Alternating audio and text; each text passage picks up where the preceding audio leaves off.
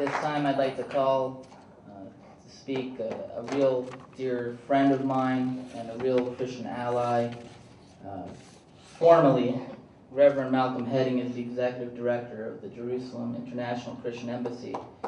Prior to his position, Reverend Hedding served for 25 years as an ordained minister of the Assemblies of God of South Africa. You all know him very well, and he's been so instrumental in the work that we do, and we just thank him. Please, Reverend Hedding.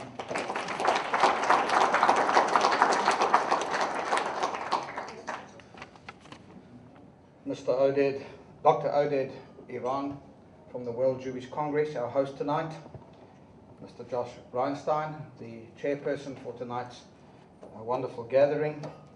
Distinguished ladies and gentlemen, fellow Christian Zionists and fellow Christian Zionist organizations. I want to say a few thoughts tonight that I hope will be meaningful to our evening, in the sense that I think we have a wonderful opportunity to not only spend this time together in fellowship and in discussion, but also to ponder a few vital issues that I think we need to think about at this important time. So you will forgive me, I trust, if I deal with some crucial issues tonight that I think are pertinent to our relationship and to our wonderful alliance. And I want to earmark these under 4 headings. Excuse the pun. Success, danger, and homework. 3 points. Good preachers have 3 points. Nachon?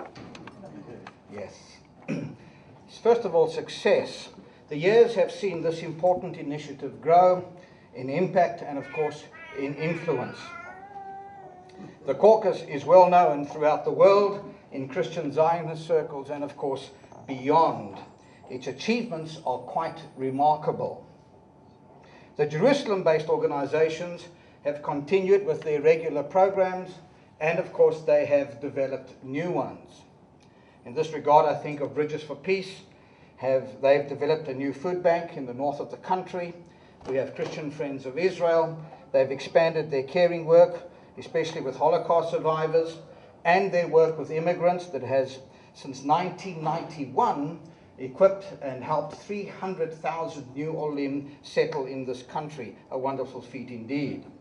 The International Christian Embassy has delivered many portable bomb shelters to the people of Sderot and, of course, in the further villages of the south.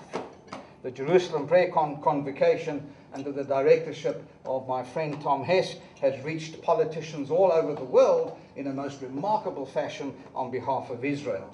Jerusalem Vistas has continued the media battle on behalf of Israel. And I could go on and on tonight talking about the wonderful work that all the Jerusalem-based organizations are doing and have done over the last year in their support of this wonderful state, the nation of Israel, and particularly at this time when we do celebrate 60 years of Israel's statehood.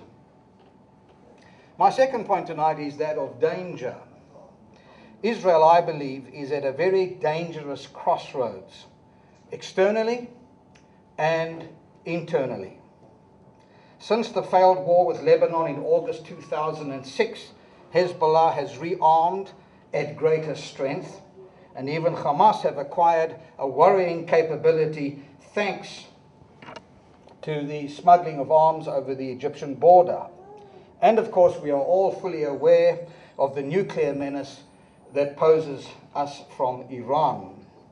Thus, the prospect of giving away the Golan is a worrying one and should be considered against the backdrop of the failed Gaza pullout and the covert Syrian nuclear program that was thankfully dismantled by Israel at the end of last year.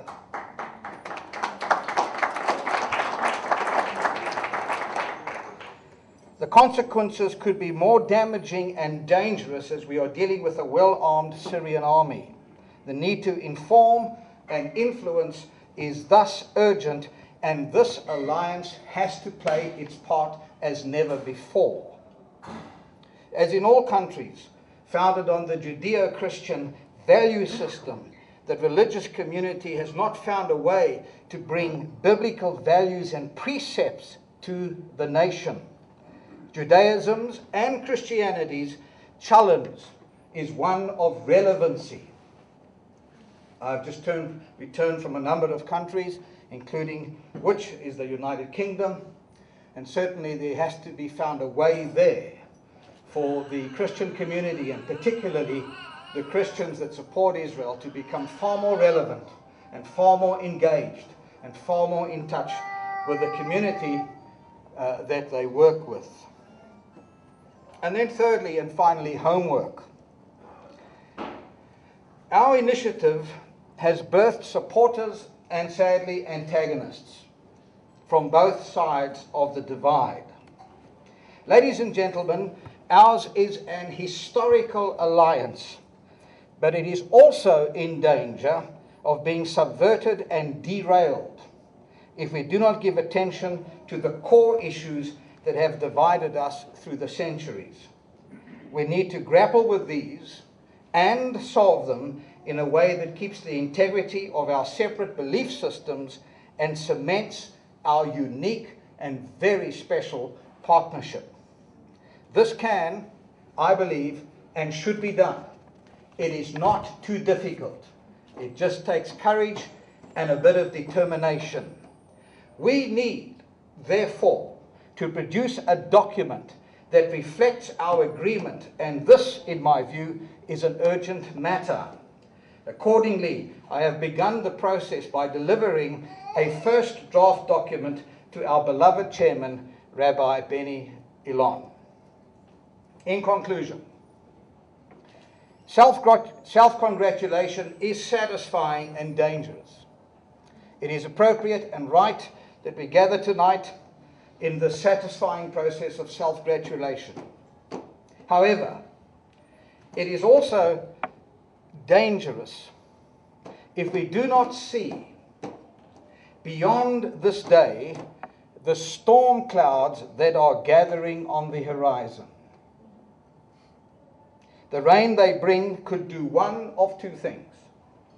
One, put out the fire we have burning in our hearts, or two, bring forth new growth in our determination to defend Zion. Ladies and gentlemen, we gather at a time tonight when we appropriately celebrate the wonderful things that we've all done with integrity and honesty and a great amount of love for the nation of Israel. But if we don't look beyond our gathering and see the storms that are approaching from the north, from the south, and from the east, then I believe we will neglect our duty. The storm that is coming, as I said, can either put out the fire that is burning in our hearts, or secondly, bring forth new growth and determination in our decision and desire and commitment and calling to defend Zion. Let us ensure that we embrace the latter. Thank you very much, and congratulations to our award winners. Enjoy Israel at your fingertips with www.israelvision.tv.